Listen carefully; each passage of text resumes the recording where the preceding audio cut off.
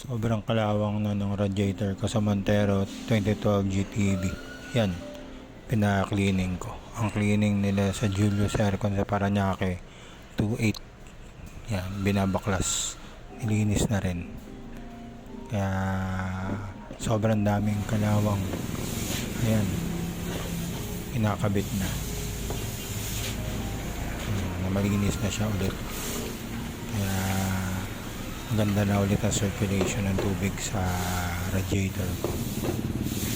Ayan, paano binalik yung rubber niya, seal.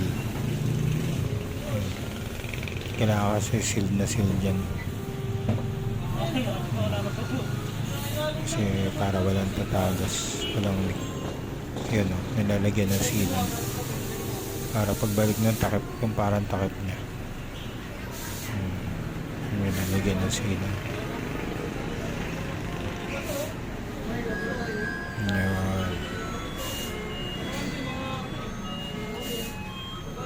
Yan, kailangan sealed na sealed kasi yan eh, para walang talagang lulusot na tubig pag binalik na yung takip niyan. Ayun, babalik na niya yung takip. Ayan, sealed na sealed, higpit na higpit. Ayan, sinisigurado ni kuya na maayos yung pagkakalak. Yan, kiniklip na niya yung mga maliliit na clip. Trabaho rin kasi lahat ng clip niyan, sa dami ng clip na nakapalibot diyan, kailangan niya maibalik ng tama. Kaya ayan, tsatsagaan ni kuya isa-isa.